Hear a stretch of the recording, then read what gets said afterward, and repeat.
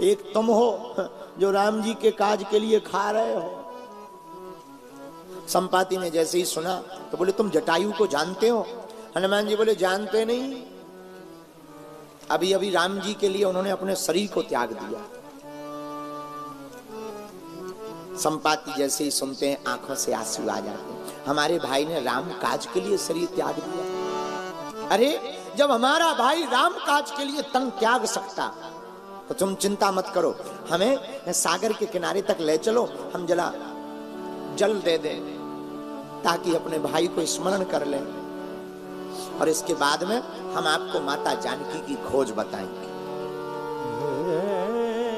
किसी ने कहा कि हमें तो दिखाई नहीं पड़ रही, तुम्हें कैसे पड़ेगी? तो श्री जटायु जी कहते हैं आपको नहीं दिखाई पड़ेंगी लेकिन हमें दिखाई पड़ेंगी। बोले क्यों? मैं देखा तुम नाही गीत दृष्टि अपार, बूढ़ भयो न तक करती हूं कछुक सहाय तुम्हार। श्री संपादी जी कहते हैं हम गीधराज हैं, हमारी दृष्टि दूर तक जाती है। और ये संकेत बड़ा अच्छा है। संकेत क्या है? मानो संकेत ये कह रहा हो कि भक्ति को देखने के लिए दूर दृष्टि चाहिए, और जो अपनी दूर दृष्टि रखता है वही भक्ति को देख पाता है, और जो भक्ति को देख पाता है वही भगवान को पा पाता है। दृष्टि दूर रखना चाहिए, दूर दृष्टि। एक आदमी से किसी ने पूछा क्यों दिखाई देता है? बोले हमें नहीं दिखाई देता। तो दूसरे ने मजाक में बोला वो सामने क्या है आसमान में? बोले वो तो चंद्रमा है। बोले अब इसके भी ऊपर देखोगे क्या? इतना ऊंचा तो दिखाई देता है। तो कितनी अद्भुत बात है कि चंद्रमा दिखाई देता है लोगों को, लेकिन एक बात है, लोगों को सब कुछ दिखाई देता पर खुद के अवगुण नहीं दिखाई देते। अब बुरा ना माने तो एक बात बोले, यहाँ सब विद्वान बैठे हैं, बहुत लोगों को ज्ञान का घमंड होता है पर घमंड का ज्ञान बहुत कम लोगों को होता है।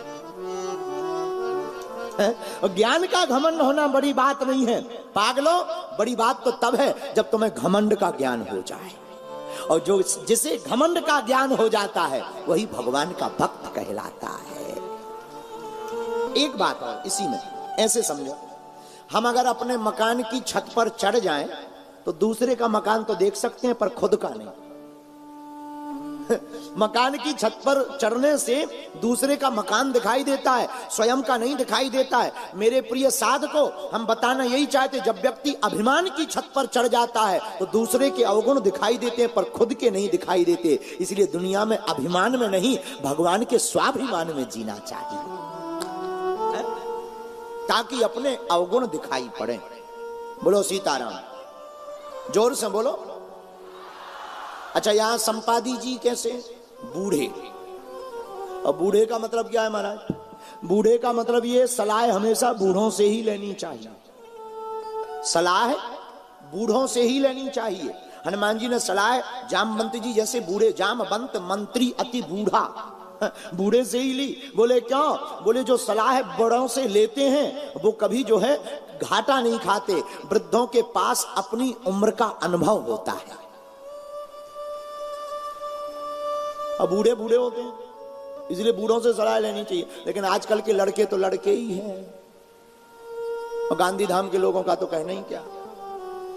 एक बार की बात हमें याद आ रही, एक लड़का को एक लड़की से इलू इलू हो गया। लबेरिया, एक होता है मलेरिया, मलेरिया हो जाए तो कोई टेंशन नहीं भाई, इंजेक्शन लगवा लो ठीक हो जाओगे। लेकिन ये कि महाराज जी लबेरिया, इसका कोई इंजेक्शन आज लो नहीं बचा, बना ही नहीं, कोरोना से भी खतरनाक। तो गांधी धाम का एक व्यक्ति जिसका नाम चंगीला है, उसको लबेरिया हो गया। लबेरिया हुआ तो जैसे ही लबेरिया हुआ तो पत्नी जो होने वाली थी उससे कहा कि अपने बाप से बात करो, शादी हो जाए।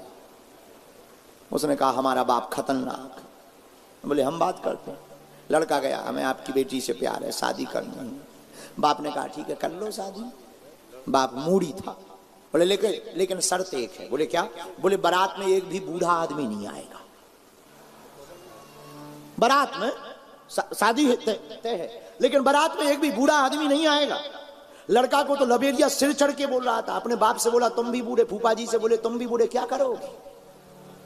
अब ऐसे भी बूढ़ों का काम ही क्या है, नागिन डांस तो जवान करते हैं, बूढ़े तो सिर्फ मुंह फुलाने के काम आते हैं। फूफा तो नाराज ही घूमता रहता पूरी शादी में। मौसा जी की पूछो ही मत, उनको फोटो को खींचने के लिए कोई पूछता ही नहीं। तो बूढ़े लड़का बोला पिताजी क्षमा करो, हमारी शादी हो जाने दो, फिर बाद में सब मिल लेना, इसलिए कोई नहीं जाएगा। लेकिन लड़के का नाना नाराज हो गया। लड़के का नाना बोला शादी हो या ना हो बारात में तो मैं जाऊंगा।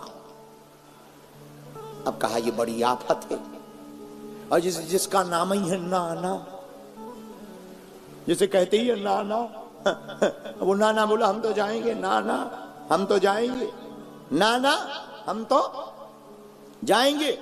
अब लड़कों ने कहा ये तो बड़ी आफत है, क्या करें। एक लड़का बोला कोई दिक्कत नहीं नाना, कोई टेंशन नहीं, एक आदमी को तो संभाल लेंगे। बोले क्या।